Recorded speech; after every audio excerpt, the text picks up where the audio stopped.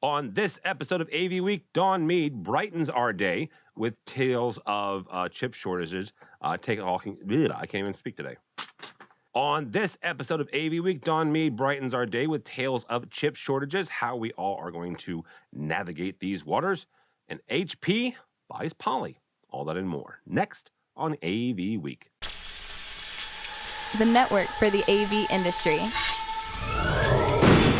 What are you listening to? This is AV. This is AVNation. This is AVNation.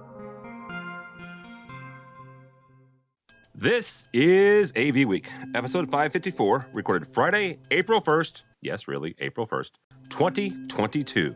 Miss Sunshine. Support for AVNation is brought to you by Crestron. This is AV Week, your weekly wrap-up of audio-visual news and information. My name is Tim Albright. I am your host. With us to discuss the news and information we have gathered this week. And good Lord, do we have a doozy. Dawn Mead is here from Parts Unknown, although she is on the East Coast. So how are you, ma'am? Very good, thanks. Thanks for having me. We just can't say where she works. Willie Franklin, though, works for the Otterbein University folks. How are you, sir? Oh, fantastic, Tim. Good to be with you today. And Mr. Joey D'Angelo, works for Joey D'Angelo and Associates. So how are you, sir? Doing great. Thanks for having me. I guess technically we could say you work for yourself, but you do have an overarching corporation and tons of folks who work for you. So my wife is the CFO, so I work for her. Well, and people used to say that you weren't very smart. You are a smart man. The only person ever said that you weren't smart was Josh Trago, and he's no longer in the industry, so it doesn't matter. So that's a total inside joke on Joey and Josh. Yeah. A couple things here before we get started. First and foremost, I've said this several times, and I'll probably say it several again in 2022. My happy butt is basically living on the road. By the time you hear this, I will be on my way to Houston to hang out with the folks at PSNI. I want to mention that because on Wednesday, you get to see my happy face and a young man that works with Dawn. Her coworker, I guess boss, Gary, My boss. as I moderate a fantastic panel of AV users and what it means in the space. So check that out as well. And towards the end of April, hanging out with some fine folks at NAB, National Association of Broadcasters in Vegas, David Danto and some other folks. We're going to be doing a special from there. So check that out as well. Speaking of Mr. Danto, actually didn't mean to do that, but we did it anyway. Breaking news earlier this week, on the heels of Enterprise Connect, HP is set to acquire Poly. I say speaking of Mr. Danto because he works for Poly. The total value of the deal is $3.3 billion. However, you start looking into the fine details of that. About $1.3 billion of that is actual cash. The rest of it is HP bringing on debt of Poly. So that gives a little bit of insight as well as some other stuff. Dawn, you work in the enterprise, the Fortune 500 space. What does a deal like this mean to you? I mean, I work in the enterprise space now, but I'm coming from the AV world my whole career, and the AV person in me is just kind of shaking my head and a little bit, I would say I'm a little trepidatious about it because it's a big move. More and more IT is recognizing, we need AV. They're under our umbrella. We need to start thinking this way. And it's only 20 years since Infocom started beating the integration is coming kind of thing. It's here. It's past tense. And now the companies are getting in there and buying our companies out. But what is that actually going to mean? My first thought was that scene from Office Space, here come the printers, PC load letter. Oh, that's great. We need that in our VTCs. Hopefully it doesn't really affect us other than giving them more capital to work with, more supply chain, more access to funding. And like you said, they're assuming a lot of debt. But anytime IT or even venture capital that doesn't know our industry steps in, I get a little nervous. Hopefully it's all for the good, but I get a little nervous. All right. Willie, same kind of question. You're in the education space. What does this do for not only HP but also for poly in education. I have to first say I'm astonished at the cash flow. That just blows me away. From the education standpoint, I honestly don't anticipate much change or recognition, brand recognition that is, and that's because in education, users just need it to work. Uh, they typically are not passionate about brand with minor exception. So whether it's an HP product, whether it's a Poly product, by the way, we have both spread out quite a bit across campus. It just needs to work. I think moreover, from the IT perspective, we would be mostly concerned that we be buying or supporting a device that works on our networks seamlessly.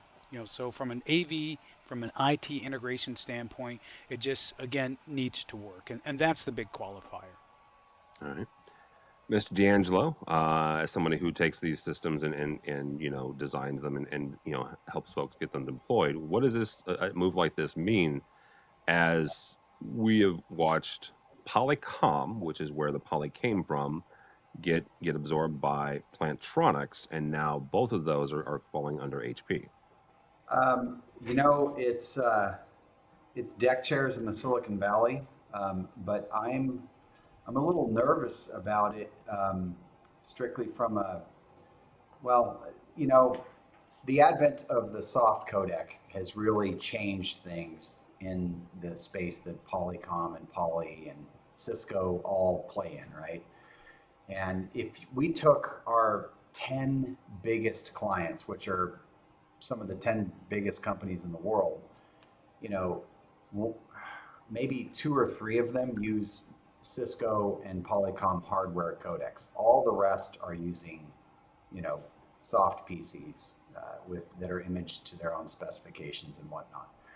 And recently, we've had a couple big projects with clients that still use Poly, and when those come along, we kind of get reintroduced to Poly because the majority of clients are using these soft codecs.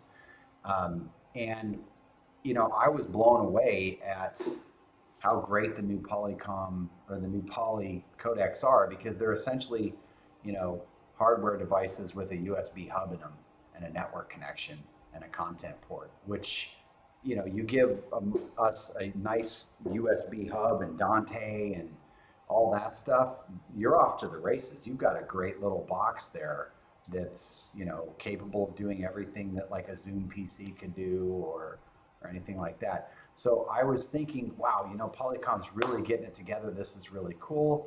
Their cameras have always been good. Their mics are great.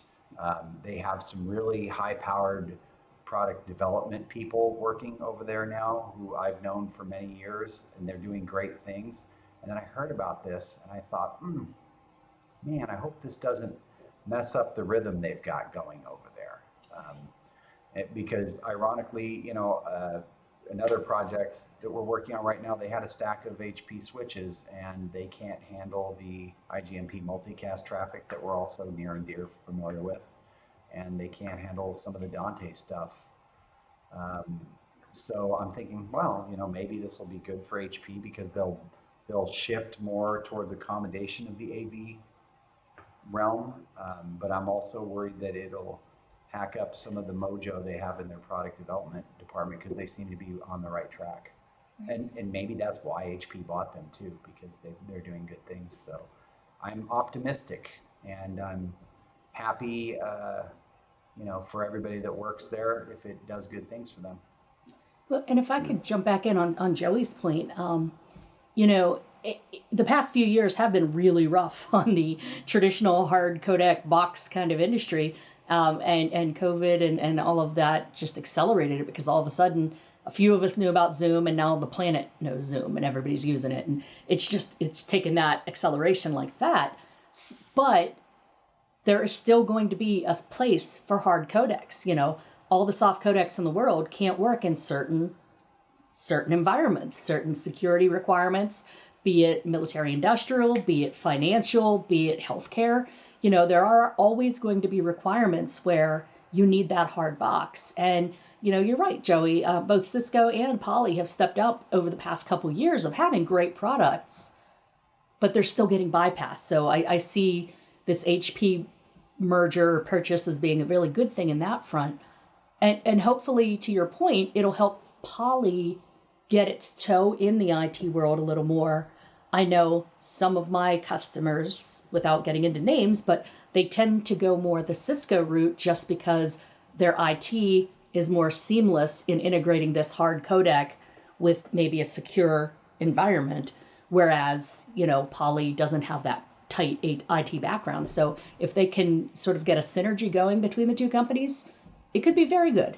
I just get nervous. Thanks so much for watching this first segment of AV Week. To check out the rest of the episode for free, click on the link below or go by the website, avnation.tv. It's avnation.tv.